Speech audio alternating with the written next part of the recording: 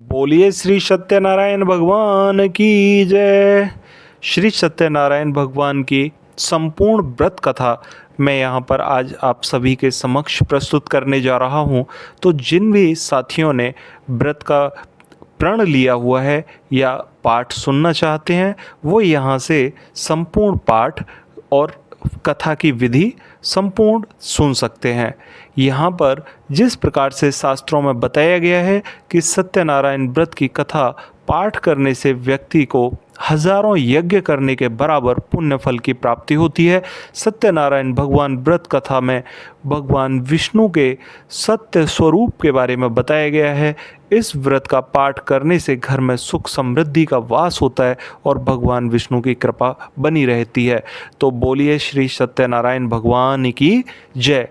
साथियों, यहाँ से आगे हम शुरू करने जा रहे हैं कि सत्यनारायण भगवान की व्रत कथा किस प्रकार से प्रारंभ होती है और कब कब इस कथा को किन हमारे मुनि श्रेष्ठों ने बताया है। यहाँ पर एक समय की बात है, नैसी नारण्य तीर्थ में सनकादि 88,000 ऋषियों ने सूत जी से पूछा, हे प्रभु, इस कलयुग में वेद विद्या रहित मनुष्यों को प्रभु भक्ति किस प्रकार से मिल सकती है तथा उनका उद्धार कैसे हो सकता है। हे मुनि श्रेष्ठ, ऐसा कोई तप बताइए जिससे थोड़े समय में ही पुण्य मिले और मनवांछित फल भी मिल सके। इस प्रकार की कथा सुनने की हमारी बहुत इच्छा है। सर्वशास्त्रों के ज्ञाता सूत जी बोले, हे वैष्णवों में पूज्य, आप सभी ने प्राणियों के हित की बात पूछी है, इसीलिए मैं आपको एक श्रेष्ठ व्रत आपको बताऊंगा। और नारद जी ने लक्ष्मी नारायण जी से पूछा था, जिसे नारद जी ने लक्ष्मी नारायण भगवान से पूछा था और लक्ष्मीपति ने वहाँ पर संपूर्ण व्रत कथा के बारे में बताया था। इस प्रकार से आप इस कथा को ध्यानपूर्वक सुनिए। यहाँ पर मैं आपको बताने जा रहा हूँ। एक समय की बात है, योगी राज नारद जी दूसरों के हित की इच्छा लिए हुए अनेकों लोगों में घूमते हुए मृत्यु लोक में आ पहुँचे। यहाँ उन्होंने अनेकों योनियों में जन्मे मुख्य भिन्न भिन्न प्रकार के मनुष्यों को उनके कर्मों के अनेक प्रकार के दुखों से पीड़ित देखा। उनका दुख देखकर नारद जी सोचने लगे कि ऐसा क्या यत्न किया जाए जिससे कि मनुष्य निश्चित रूप से अपने दुखों का अंत कर सके और साक्षात भगवान के विष्णु लोक में पहुंच सके और साक्षात भगवान के दर्शन कर सके। और ऐसा मनन करते हुए वो विष्णु लोक में आ गए। वहाँ पर देवों के इष्ट नारद जी की स्तुति करने लगे। और वहाँ पर जब उन्होंने देखा कि हाथ में शंख चक्र गदा और पद्म लिए गले में वरमाला पहने हुए साक्षात नारद जी, साक्षात यहाँ विष्णु भगवान का स्वरूप उन्होंने देखा। स्तुति करते हुए नारद जी ने पूछा, कहा, भगवान, आप अत्यंत शक्ति से संपन्न हैं, मन तथा वाणी भी आपको नहीं पा सकती है। आपका बहुत यदि देखा जाए तो मध्य कोई नहीं है, अंत कोई नहीं है। बहुत दूर दूर तक आप संपूर्ण विश्व में, संपूर्ण ब्रह्मांड में विराजमान है और संपूर्ण ब्रह्मांड आपके अंदर बसता है। निर्गुण स्वरूप सृष्टि के कारण भक्तों के दुखों को दूर करने वाले हैं। आपको मेरा कोटि कोटि नमस्कार। नारद जी की स्तुति सुन विष्णु भगवान बोले, हे मुनि श्रेष्ठ, आपके मन में क्या है? आप किस कारण से यहाँ पधारे हैं? आप निसंकोच मुझे कहिए। इस पर नारद जी बोले, मुनि श्रेष्ठ, नारद मुनि बोले कि मृत्यु लोक में अनेकों योनियों में जन्मे मनुष्य अपने कर्मों द्वारा अनेकों दुखों से दुखी हो रहे हैं। हे नाथ, आप मुझ पर दया रखते हैं तो बताइए कि मनुष्य थोड़े प्रयास में अपने दुखों से कैसे छुटकारा पा सकता है। श्री हरि बोले, श्री हरि यहाँ पर भगवान विष्णु भगवान के लिए कहा गया है। हे नारद, मनुष्यों की भलाई के लिए तुमने बहुत अच्छी बात कही है जिसके कारण मनुष्य मोह से छूट जाता है और वह मैं आपको कहना चाहता हूँ, तो इसे ध्यानपूर्वक सुनिए। स्वर्ग लोक मृत्यु लोक दोनों में एक दुर्लभ उत्तम व्रत होता है जो पुण्य देने वाला होता है। आज प्रेमवश होकर मैं आपसे कहता हूँ, श्री सत्यनारायण भगवान का यह व्रत अच्छी तरह विधान पूर्वक करने से मनुष्य तुरंत ही अपने यहाँ सुख भोग कर मरने पर मोक्ष को पाता है। श्री हरि के वचन सुन नारद जी बोले, इस व्रत का फल क्या होता है तथा इसका विधान क्या है? इस व्रत को किसने किया था और इस व्रत को किस दिन करना चाहिए? सभी कुछ विस्तार पूर्वक बताएं। नारद जी की बात सुन श्री हरि बोले, दुखों व शोक को दूर करने वाला यह सभी स्थानों पर विजय दिलाने वाला होता है। मानव को भक्ति और श्रद्धा के साथ शाम को श्री सत्यनारायण भगवान की पूजा धर्म परायण होकर ब्राह्मणों और बंधु बांधवों के साथ करनी चाहिए। भक्ति भाव से व नैवेद्य केले के फल, घी, दूध और गेहूं का आटा सवाया लें। गेहूं के स्थान पर साठी का आटा, शक्कर, गुड़ लेकर भी सभी भक्षण योग्य पदार्थों को मिलाकर भगवान को भोग लगाया जा सकता है। ब्राह्मणों सहित बंधु बांधवों को भोजन कराएं, इसके बाद स्वयं भोजन करें। भगवान कीर्तन भजन कीर्तन के साथ भगवान की भक्ति में लीन हो जाएं। इस तरह से श्री सत्यनारायण भगवान का यह व्रत करने पर मनुष्य की सारी इच्छाएं निश्चित रूप से पूरी हो जाएंगी और इस कलिकाल अर्थात कलयुग और मृत्युलोक में मोक्ष का यह एक बहुत सरल उपाय है। श्री सत्यनारायण व्रत कथा का पहला अध्याय संपूर्ण होता है। बोलिए श्री सत्यनारायण भगवान की जय। सत्यनारायण भगवान के व्रत कथा का दूसरा अध्याय यहाँ से प्रारंभ होता है। सूत जी बोले, हे ऋषियों, जिसने पहले समय पर इस व्रत को किया उसका इतिहास कहता हूँ, ध्यानपूर्वक सुनिए। सुंदर काशीपुरी नगरी में एक अत्यंत निर्धर ब्राह्मण रहता था। भूख प्यास से परेशान वह पृथ्वी पर घूमता रहता था। ब्राह्मणों से अत्यंत प्रेम करने वाले भगवान ने एक दिन ब्राह्मण का वेश धारण कर उसके पास जाकर पूछा, हे विप्र, नित्य दुखी होकर तुम पृथ्वी पर क्यों घूमते फिरते हो? दीन ब्राह्मण बोला, मैं निर्धन ब्राह्मण हूँ, भिक्षा के लिए धरती पर घूमता हूँ। भगवान, यदि आप इसका कोई उपाय जानते हो तो बताइए। वृद्ध ब्राह्मण कहता है, श्री सत्यनारायण भगवान मनोवांछित फल देने वाले होते हैं, इसीलिए तुम उनका पूजन करो। इसे करने से मनुष्य सभी दुखों से मुक्त हो जाता है।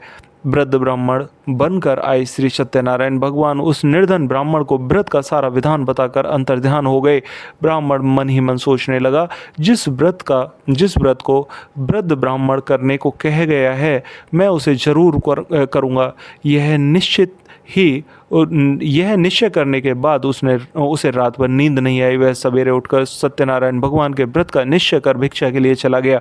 उस दिन निर्धन ब्राह्मण को भिक्षा के रूप में बहुत सारा धन मिला, जिससे उसने बंधु बांधवों के साथ मिलकर श्री सत्यनारायण भगवान का व्रत संपन्न किया और भगवान सत्यनारायण का व्रत संपन्न करने के बाद वह निर्धन ब्राह्मण सभी दुखों से छूट गया और अनेक प्रकार की संपत्तियों से युक्त हुआ। उसी समय से यह ब्राह्मण हर माह यह व्रत करने का संकल्प लेकर उस व्रत को पूरा करने लगा। इस तरह से सत्यनारायण भगवान के व्रत को जो मनुष्य पूरा करेगा वह सभी प्रकार के पापों से छूटकर मोक्ष को प्राप्त होगा। जो मनुष्य इस व्रत को पूरा करेगा वह भी सभी दुखों से मुक्त हो जाएगा। सूत जी बोले कि इस तरह से नारद जी से नारायण जी ने कहा कि श्री सत्यनारायण व्रत को मैंने तुमसे कहा है। हे विप्रो, मैं अब और क्या कहूँ? ऋषिवर बोले, हे मुनिवर, संसार में उस विप्र से सुनकर और किस किस ने इस व्रत को पूरा किया है, हम सब इस बात को सुनना चाहते हैं। इसके लिए हमारे मन में श्रद्धा का भाव है। सूत जी बोले, हे मुनियों, जिसने इस व्रत को किया है वे सब सुनो। एक समय वही विप्र धन और ऐश्वर्य के अनुसार अपने बंधु बांधवों के साथ इस व्रत को करने के लिए तैयार हुआ। इसी समय एक लकड़ी बेचने वाला बूढ़ा आदमी आया और लकड़ियों को बाहर रखकर अंदर ब्राह्मणों के घर में चला गया। प्यास से दुखी वह लकड़हारा उनको व्रत करते हुए देख विप्र को नमस्कार कर पूछने लगा कि आप ये क्या कर रहे हैं? तो उन्होंने बताया कि व्रत कर रहा हूँ तथा इसे करने से हमें क्या फल मिलेगा, कृपया मुझे भी बताएं। ब्राह्मण ने कहा कि सब मनोकामनाओं को पूरा करने के लिए श्री सत्यनारायण भगवान का व्रत हम कर रहे हैं और इनकी कृपा से हमारे घर में धन धान्य आदि की वृद्धि हुई है। इस प्रकार यदि आप सत्यनारायण भगवान का व्रत व हवन पूजन करेंगे तो आपका भी यहाँ पर मनोवांछित फल आपको जरूर मिलेंगे। विप्र से सत्यनारायण व्रत या इसके बारे में जानकर लकड़हारा बहुत प्रसन्न हुआ। चरणामृत लेकर प्रसाद खाने के बाद वह अपने घर गया। लकड़हारे ने अपने मन में संकल्प किया कि आज लकड़ी बेचने पर उसे जितना धन मिलेगा उसे वह श्री सत्यनारायण भगवान का उत्तम व्रत करेगा। मन में इस प्रकार का विचार लेकर बूढ़ा आदमी सर पर लकड़ी लकड़ियां रखकर उस दिन नगर में बेचने के लिए गया जहां धनी लोग रहते थे। उस नगर में उसे अपनी लकड़ियों के दाम का 4 गुना अधिक मिला और 4 गुना अधिक मिलने पर लकड़हारा बहुत प्रसन्न हुआ और बूढ़े लकड़हारे ने मन में प्रसन्नता के साथ में वो सभी जो भी पैसे मिले थे उनसे उसने केले, शक्कर, घी, दूध, दही और गेहूं का आटा लेकर सत्यनारायण भगवान के व्रत की अन्य सामग्रियां इकट्ठा करके घर ले आया। वहां अपने बंधु बांधवों को बुलाकर विधि विधान से सत्यनारायण भगवान की पूजन और व्रत किया। इस व्रत के प्रभाव से बूढ़ा लकड़हारा धन, पुत्र आदि से युक्त होकर संसार में समस्त सुख भोग अंत काल में बैकुंठ धाम चला गया। और बैकुंठ धाम जाने के बाद में यहाँ पर दूसरा अध्याय समाप्त होता है और श्री सत्यनारायण व्रत कथा को दूसरा अध्याय संपूर्ण होने पर बोलिए श्री सत्यनारायण भगवान की जय। सत्यनारायण भगवान की कथा का तीसरा अध्याय यहाँ से प्रारंभ होता है। सूत जी बोले, हे श्रेष्ठ मुनियों, अब आगे की कथा कहता हूँ, इसे ध्यान पूर्वक सुने। पहले समय में उल्कामुख नाम का एक बुद्धिमान राजा रहता था। वह सत्य वक्ता और जितेंद्रिय था। प्रतिदिन देव स्थानों पर जाता और निर्धनों का धन देकर उनके कष्ट दूर करता था। उनकी पत्नी कमल के समान मुख वाली और सती साध्वी थी। भद्रशिला नदी के तट पर उन दोनों ने श्री सत्यनारायण भगवान का व्रत किया। उसी समय साधु नाम का एक वैश्य आया और उसके पास व्यापार करने के लिए बहुत सा धन भी था। राजा को व्रत करते हुए देखकर विनय से पूछने लगा, हे राजन, भक्ति भाव से पूर्ण होकर आप यह क्या कर रहे हैं? यह सुनने की इच्छा रखता हूँ, मैं इसे सुनने की इच्छा रखता हूँ, आप मुझे कृपया करके बताइए। राजा बोला, हे साधु, अपने बंधु बांधवों के साथ पुत्र आदि की प्राप्ति के लिए एक महाशक्तिमान श्री सत्यनारायण भगवान का व्रत व पूजन कर रहा हूँ। राजा के वचन सुन साधु आदर से बोला, हे राजन, मुझे इस व्रत का सारा विधान कहिए। आपके कथानुसार मैं इस व्रत को पूर्ण करूँगा। मेरी भी संतान नहीं है और इस व्रत को करने से निश्चित रूप से मुझे संतान की प्राप्ति होगी। राजा के कथानुसार मैं भी इस व्रत को पूरा करूंगा। मेरी भी संतान नहीं है और इस व्रत को करने से निश्चित रूप से मुझे संतान की प्राप्ति होगी। राजा से व्रत का सारा विधान सुन व्यापारी उससे निवृत्त होने के बाद अपने घर चला गया और घर जाने के बाद साधु वैश्य ने अपनी पत्नी को संतान देने वाले इस व्रत का वर्णन कहकर सुनाया और कहा कि जब मेरी संतान होगी तब मैं इस व्रत को पूरा करूंगा। साधु ने इस प्रकार के वचन कर अपनी पत्नी लीलावती से कहे। एक दिन लीलावती पति के साथ आनंदित हो सांसारिक धर्म से प्रवृत्त होकर भगवान सत्यनारायण भगवान की कृपा से गर्भवती हुई और 10वें महीने में उसे गर्भ से एक सुंदर कन्या को जन्म दिया। दिनों दिन ऐसे बढ़ने लगी जैसे कि शुक्ल पक्ष का चंद्रमा बढ़ता है। माता पिता ने अपनी कन्या का नाम कलावती रखा। एक दिन लीलावती ने मीठे स्वर में अपने पति को याद दिलाया कि सत्यनारायण भगवान के जिस व्रत को करने का संकल्प किया था उसे करने का समय आ गया है, आप इस व्रत को करिए। साधु बोला, हे प्रिय, इस व्रत को मैं उसके विवाह के समय करूंगा। और इस प्रकार अपनी पत्नी को आश्वासन देकर वह नगर को चला गया। साधु ने एक बार नगर में अपनी कन्या को सखियों के साथ में देखा तो तुरंत ही दूत को बुलाया और कहा कि मेरी कन्या के लिए योग्य वर देखकर आइए। साधु की बात सुनकर दूत कंचन नगर में पहुंचा और वहां देखभाल कर लड़की के लिए सुयोग्य वाणिक पुत्र को ले आया। सुयोग्य लड़के को देख साधु ने बंधु बांधवों को बुलाकर अपनी पुत्री का विवाह कर दिया। लेकिन दुर्भाग्य की बात ये कि साधु ने अभी भी श्री सत्यनारायण भगवान का व्रत पूरा नहीं किया था। इस पर श्री सत्यनारायण भगवान क्रोधित हो गए और क्रोधित होकर उसको शाप दिया कि साधु को अत्यधिक दुख मिले और अपने कार्य में कुशल साधु बनिया जमाई को लेकर समुद्र के पास स्थित होकर रत्नसारपुर नगर में गया। वहां जाकर दामाद ससुर दोनों मिलकर चंद्रकेतु राजा के नगर में व्यापार करने के लिए चले गए। एक दिन भगवान सत्यनारायण की माया से एक चोर राजा का धन चुराकर भाग रहा था। उसने राजा के सिपाहियों को अपना पीछा करते हुए चुराया हुआ धन वहां रख दिया और साधु अपने जमाई के साथ जहाँ पर साधु अपने जमाई के साथ में ठहरा हुआ था, राजा के सिपाहियों ने साधु वैश्य के पास राजा का धन पड़ा हुआ देखा तो ससुर जमाई दोनों को बांधकर प्रसन्नता से राजा के पास ले गए और कहा कि उन दोनों चोरों को पकड़ कर लाए हैं, आप आगे की कार्रवाई करने की आज्ञा दें। राजा की आज्ञा से उन दोनों को कठिन कारावास में डाल दिया गया और सारा धन उनसे छीन लिया गया। श्री सत्यनारायण भगवान के शाप से साधु की पत्नी भी बहुत दुखी हुई। घर में जो सारा धन रखा हुआ था उसे चोर चुरा कर ले गए। शारीरिक और मानसिक पीड़ा, भूख प्यास से अति दुखी होकर अन्न की चिंता में कलावती एक ब्राह्मण के घर गई। तो वहाँ उसने श्री सत्यनारायण भगवान का व्रत होते देखा, फिर कथा भी सुनी और प्रसाद ग्रहण कर वह रात को वापस आई। माता ने कलावती से पूछा कि हे पुत्री, अब तक तुम कहाँ थीं? तेरे मन में क्या चल रहा है?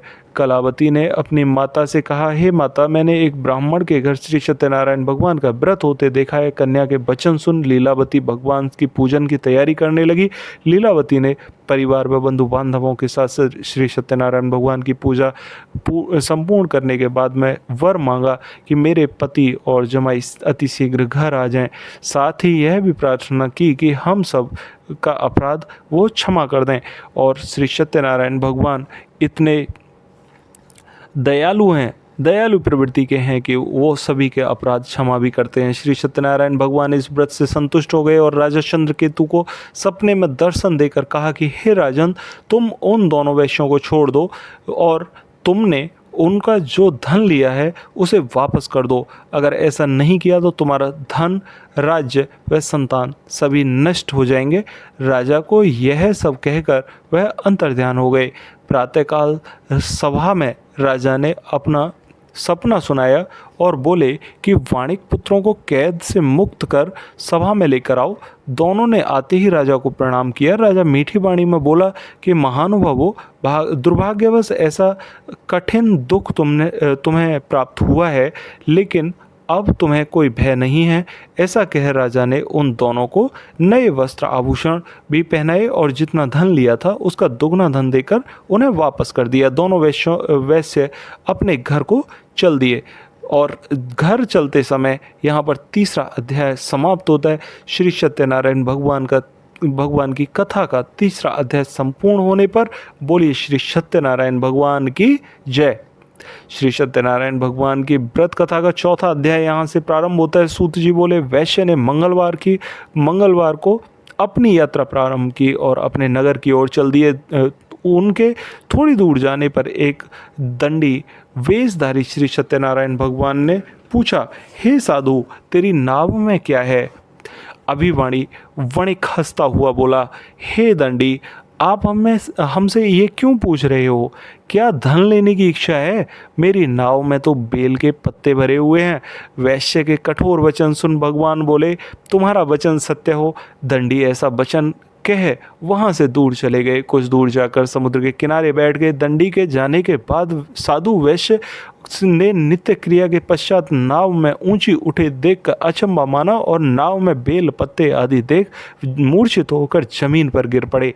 मूर्छा खुलने पर वह अत्यंत शोक में डूब गए और उनका दामाद बोला कि आप शोक न मनाएं, यह दंडी के शाप के कारण हुआ है, इसीलिए हमें उनकी शरण में जाना चाहिए, तभी हमारी मनोकामना पूर्ण होगी। दामाद की बात सुनकर वह दंडी के पास पहुंचा और अत्यंत भक्ति भाव नमस्कार कर बोला, मैंने आपसे जो असत्य वचन कहे थे उनके लिए मुझे क्षमा कर दीजिए।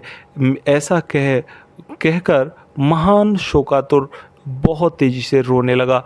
तब दंडी भगवान बोले, हे वाणिक पुत्र, मेरी आज्ञा से बार बार तुम्हें दुख प्राप्त हुआ है, तू मेरी पूजा से विमुख हुआ है। साधु बोला, हे भगवान, आपकी माया से ब्रह्मा आदि देवता भी आपके रूप को नहीं जान पाते, तब मैं अज्ञानी कैसे जान सकता हूँ?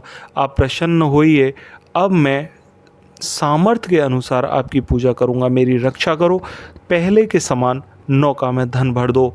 साधु वैश्य की भक्तिपूर्ण वचन सुनकर भगवान प्रसन्न हो गए और उसकी इच्छानुसार वरदान देकर अंतर्ध्यान हो गए। ससुर जमाई जब नाव पर आए तो नाव धन से भरी हुई थी और वहीं वह अन्य साथियों के साथ सत्यनारायण भगवान का पूजन कर अपने घर की तरफ चल दिए। जब नगर के नज़दीक पहुँचे तो दूत को घर पर खबर करने के लिए भेज दिया। दूत साधु की पत्नी को प्रणाम करके कहता है कि मालिक, अपने दामाद सहित नगर के निकट आ गए हैं। दूत की बात सुन साधु की पत्नी लीलावती बड़े हर्ष के साथ सत्यनारायण भगवान की पूजन कर अपनी पुत्री कलावती से कहकर, मैं पति के दर्शन को जाती हूँ, तू कार्य पूर्ण करके शीघ्र आ जा। माता के वचन सुन कलावती जल्द से प्रसाद छोड़कर अपने पति के पास चली गई। प्रसाद की अवज्ञा के कारण श्री सत्यनारायण भगवान रुष्ट हो गए और नाव सहित उसके पति को पानी में डुबो दिया। कलावती अपने पति को वहां न पाकर जमीन पर गिर गई और रोते हुए वहां जमीन पर गिर जाने से नौका को डूबा हुआ देख, कन्या को रोता हुआ देख दुखी होकर बोली कि हे प्रभु, मुझसे तथा मेरे परिवार से ऐसी क्या भूल हो गई है, जो भी हुई हो उसके लिए हमें क्षमा करें। साधु के दीन वचन सुन श्री सत्यनारायण भगवान प्रसन्न होकर बोले, आकाशवाणी हुई, हे साधु, तेरी कन्या मेरे प्रसाद को छोड़कर आई है, इसीलिए उसका पति अदृश्य हो गया है। यदि वह घर जाकर प्रसाद खाकर लौटती है तो उसका पति अवश्य मिलेगा। ऐसी आकाशवाणी सुन कलावती घर पहुंचकर प्रसाद खाती है और फिर आकर अपने पति के दर्शन करती है। इसके बाद साधु अपने बंधु बांधवों से श्री सत्यनारायण भगवान का विधि विधान से पूजन करते हैं। इस लोक का सुख भोग वह अंत में स्वर्ग को जाते हैं। सत्यनारायण भगवान की व्रत कथा का चौथा अध्याय यहाँ पर समाप्त होता है। बोलिए श्री सत्यनारायण भगवान की जय। श्री सत्यनारायण भगवान की कथा, व्रत कथा का 5वां अध्याय यहाँ से प्रारंभ होता है। श्री सूत जी बोले, हे ऋषियों, मैं आपको एक और कथा सुनाता हूँ, उसे भी ध्यानपूर्वक सुनिए। प्रजापालन में लीन तुंगध्वज नाम का एक राजा था। उसने भी भगवान का प्रसाद त्याग कर बहुत ही दुख सहन किया और एक बार वन में जाकर वन्य पशुओं को मारकर वह बड़ के पेड़ के नीचे आया। वहाँ उसने ग्वालों को भक्ति भाव और अपने बंधु बांधवों सहित सत्यनारायण भगवान का पूजन करते हुए देखा। अभिमानवश राजा ने उन्हें देखकर भी पूजा स्थल पर नहीं गया और न ही भगवान को नमस्कार किया। ग्वालों ने राजा को प्रसाद दिया, लेकिन वह प्रसाद भी उस राजा ने नहीं खाया। प्रसाद को वहीं छोड़कर अपने नगर की ओर चला गया। जब वह नगर में पहुंचा तो वहां सब कुछ तहस नहस था। पाया कि शीघ्र उसे समझ आ गया कि भगवान ने ही यह मेरे साथ में किया है। वह दोबारा से ग्वालों के पास पहुंचा। विधि पूर्वक पूजा उसने संपन्न की और प्रसाद खाया। सत्यनारायण भगवान की कृपा से सब कुछ पहले जैसा हो गया। दीर्घ काल तक सुख भोगने के बाद मरणोपरांत उसे स्वर्ग लोक की प्राप्ति हुई। जो मनुष्य परम दुर्लभ इस व्रत को करेगा, भगवान श्री सत्यनारायण की अनुकंपा से उसे धन धान्य की प्राप्ति होगी। निर्धन धनी हो जाता है और भय मुक्त हो जीवन जीता है। संतानहीन मनुष्य को संतान सुख मिलता है और सारे मनोरथ पूर्ण होने पर मानव अंत काल में बैकुंठ धाम को जाता है। सूत जी बोले, जिन्होंने इस प्रकार से इस व्रत को किया है उन्होंने दूसरे जन्म की कथा कहता हूँ कि भगवान वृद्ध सतानंद ब्राह्मण ने सुदामा का जन्म लेकर मोक्ष की प्राप्ति की। लकड़हारे ने अगले जन्म में निषाद बनकर मोक्ष की प्राप्ति की। उल्का मुख राजा दशरथ होकर बैकुंठ को गए और साधु नाम के वैश्य ने मोरध्वज बनकर अपने पुत्र की आरे से चीरकर मोक्ष पाया। भगवान तुंगध्वज ने स्वयंभू होकर भगवान की भक्ति युक्त हो कर्म और मोक्ष पाया। इस प्रकार से सभी राजाओं ने, जिन्होंने कि भगवान श्री सत्यनारायण के व्रत की कथा करी, उन्होंने अगले जन्मों में वहाँ से मोक्ष प्राप्त किया। श्री सत्यनारायण भगवान की व्रत कथा का 5वां अध्याय यहाँ पर संपूर्ण होता है। बोली श्री सत्यनारायण भगवान की जय। साथियों, यहाँ पर श्री सत्यनारायण भगवान की कथा के 5 अध्याय संपूर्ण होते हैं और यहाँ से आगे श्री सत्यनारायण भगवान की आरती आप कर सकते हैं। इस प्रकार से आप संपूर्ण व्रत को पूर्ण तरीके से ख़त्म करने के बाद में प्रसाद जरूर वितरण करें और प्रसाद अपने बंधु बांधवों के साथ में वितरण करके उसका लाभ उठाएं। यदि आपको यह संपूर्ण व्रत कथा अच्छी लगी हो तो वीडियो को लाइक ज़रूर करिए। दूसरे साथियों के साथ में शेयर ज़रूर करिए ताकि वो भी इसका लाभ उठा सकें। और जो भी साथी चैनल पर नए आए हों वो चैनल को सब्सक्राइब करना बिल्कुल ना भूलें ताकि उनको नई कथाएं यहाँ पर सुनने को मिल सकें। तो मिलते हैं अगली वीडियो में, तब तक के लिए नमस्कार साथियों।